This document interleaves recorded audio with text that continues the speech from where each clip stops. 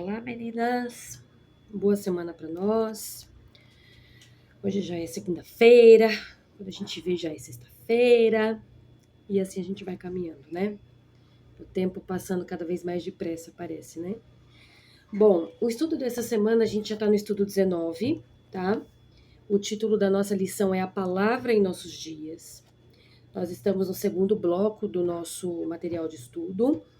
E esse segundo bloco, ele vai falar e explanar a respeito da Bíblia, né? E essa lição, 19, ela traz duas situações que eu quero trazer para vocês. A primeira é a questão da paixão pela Bíblia, pela palavra, né? Nós, pelo menos aqui em casa, nós temos várias Bíblias, né? Por motivos óbvios, porque meu marido é pastor. E também porque a gente gosta de estudar, a gente gosta de ver várias versões, enfim. E eu sou um tipo de pessoa que quando eu vou falar sobre a Bíblia, eu sempre falo o tipo de linguagem que eu estou usando, né? Numa pregação, num estudo, enfim. Em algum momento, eu já comentei com vocês que, para o meu entendimento, a linguagem atual, a tradução na linguagem atual, para mim é que mais se encaixa, né? Por vários motivos.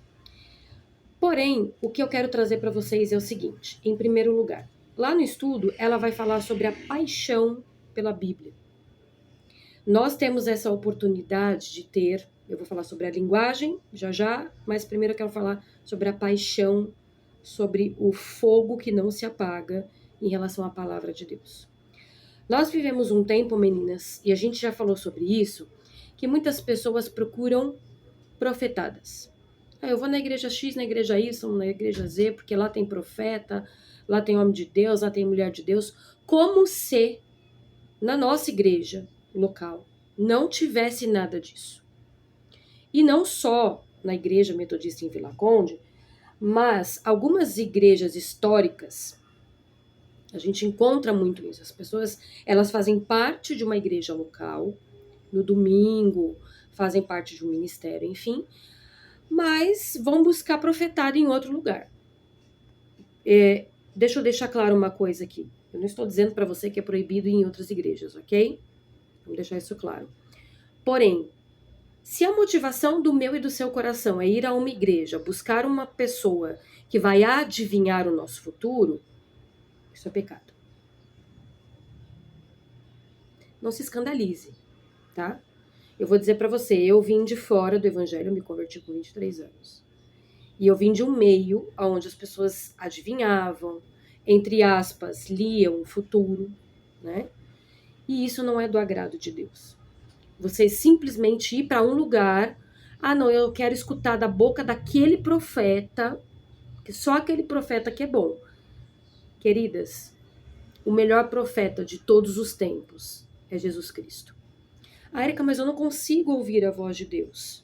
Eu vou dizer para você. Isso aqui, esse livro maravilhoso, é a voz de Deus.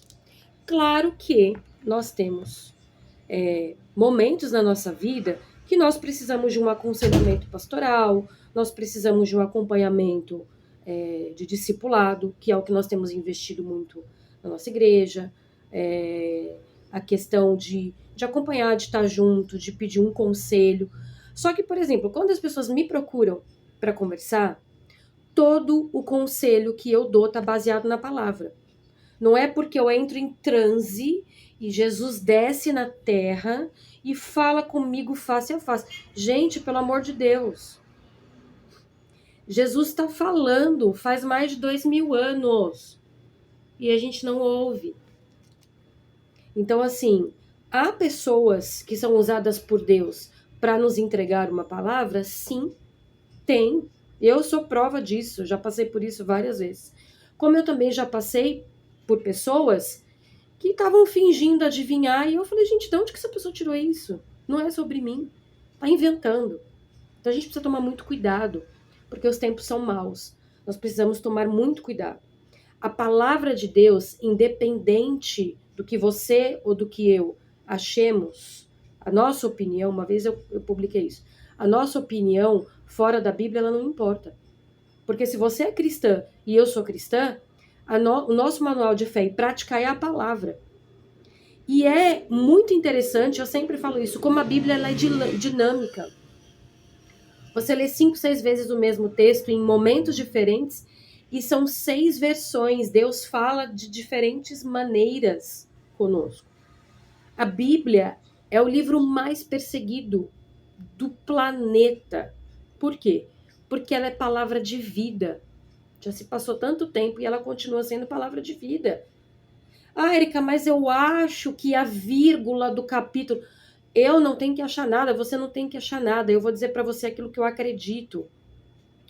Isso daqui que chegou na minha mão, essa Bíblia do jeito que ela tá, como chegou à minha mão, eu creio que é aquilo que Deus quer falar comigo todos os dias. E se eu quero me tornar uma pessoa melhor, eu preciso ler isso. Gente, já perdi a conta de quantas vezes eu já falei sobre isso. Eu posso ler muitos livros de autores que são usados por Deus, mas nenhum deles substitui a palavra. E nós estamos assim, tão ávidos por buscar outras coisas, que muitas vezes a gente lê a palavra e ela não salta aos nossos olhos. Por quê? Porque, não sei, Deus não fala comigo. Gente, Deus fala conosco o tempo todo. Eu já compartilhei isso. E são nas pequenas coisas, e são nas grandes coisas também. Só que como que nós queremos que Jesus fale conosco se nós não lemos a palavra dele? E não importa a linguagem que você usa, né? A linguagem agora é o segundo ponto. Há uma linguagem mais complexa e há a linguagem atual. Todas são tradução dos originais. Se você tem alguma dúvida teológica, procure o pastor, procure o professor de escola dominical, professor de escola dominical, e converse. Não chegue a conclusões precipitadas. Ah, mas eu acho que não. Nossa, esse versículo aqui tá difícil de eu entender. Érica, o que significa? Se eu não souber te responder, eu vou buscar os universitários. Não tem problema nenhum com isso, porque eu não sei tudo. Eu não sei tudo. E nem o pastor sabe tudo, e nem os professores de teologia sabem tudo. Nós não somos os detentores de saber tudo. Mas se nós soubermos dentro do que já estudamos, a gente vai explicar. Então, assim, nós precisamos entender que a Bíblia toda, ela foi inspirada por Deus. Foi escrita por homens? Foi. Lógico, né? Mas ela foi inspirada por Deus. E lá em 2 Timóteo, no capítulo 3, nos versículos 16 e 17, diz assim: toda a escritura inspirada por Deus é útil para quê que ela é útil? Para que a Bíblia serve? Ensino, repreensão, correção, educação na justiça. Ou seja, a nossa justiça própria, ela é falha. A justiça de Deus é perfeita. Como que eu vou conhecer o que Deus quer fazer na vida de uma pessoa que mente? Eu preciso ler a palavra. Ah, mas eu acho que ela tem que ser punida e ela tem que ser ignorada por toda a congregação. Isso é o que você acha, mas o que a Bíblia diz? A Bíblia diz que nós temos que ter misericórdia. A Bíblia diz que nós temos que corrigir esse irmão em amor. É o que a Bíblia diz, não é o que nós achamos. Para que o homem de Deus seja apto e plenamente preparado para toda boa obra. Nós só podemos fazer coisas boas se nós conhecemos aquele que nos fez. E se nós conhecemos aquilo que ele nos manda fazer. Dia após dia. Pouquinho, né? A gente já falou sobre isso várias vezes. Um degrau de cada vez. É como se cada dia fosse um degrau. Até chegarmos no destino final, que é a Jerusalém, que nós tanto ansiamos chegar. Então, meninas, a palavra nos nossos dias, ela não precisa ser reformulada e nem reinterpretada. Porque essa Bíblia, que foi escrita há tantos anos, ela é a palavra de Deus. E lá no finalzinho diz que nós não podemos acrescentar e nem tirar nada daqui. Porque quem fizer isso será maldito. A Bíblia diz que é anátema, maldito. Tá? Então, meninas, se em algum momento você duvidar que a Bíblia, que se você e eu duvidarmos que a Bíblia foi inspirada por Deus, nós precisamos pedir perdão, Falar, Senhor, me ajuda, eu não quero pensar desse jeito. Eu não posso pensar desse jeito, porque isso é seta do maligno. Ah, Érica, mas tem tantas coisas acontecendo hoje e a Bíblia não é clara. A Bíblia ela é muito clara para todas as coisas que estão acontecendo. Tudo que está acontecendo está escrito na palavra. Lógico que não está escrito assim, a Érica hoje vai arrancar o dente do cisne. Não está escrito isso ali. Mas a palavra diz, no mundo tereis tribulações. Jesus já garantiu. Galera, o negócio é o seguinte, vocês vão passar por problema, como todo mundo passa. Mas vocês que são meus, tenham um bom ânimo. Passem pela tribulação com ânimo, com esperança, com coragem, porque isso é para os filhos de Deus. Então tá escrito lá que eu teria tribulação.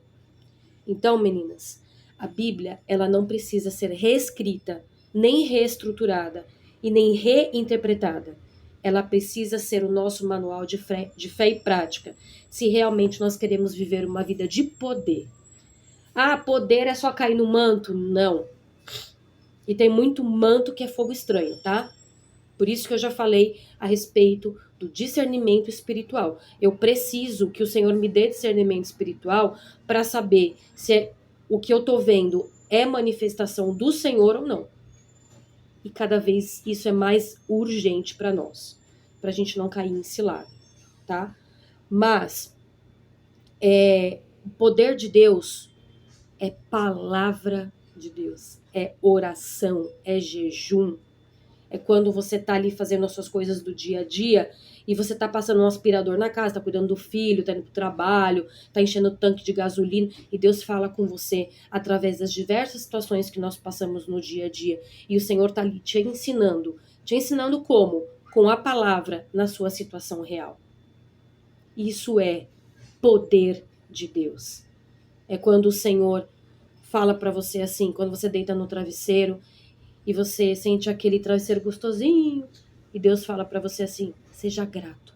Isso é palavra de Deus. Seja grato. Seja grato pelo que você tem.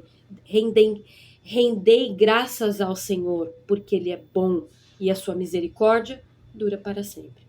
Palavra de Deus, que pode ser traduzida nas diversas situações cotidianas que nós temos. Então, meninas, busquem a palavra.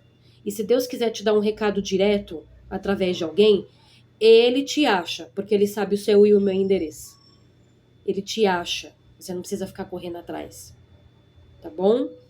Fiquem bem, boa semana, Deus abençoe e que o Senhor nos dê sabedoria, porque os tempos são maus, os dias são maus e nós precisamos cada vez mais da misericórdia, da sabedoria e do conhecimento de Deus. Tá bom, meninas?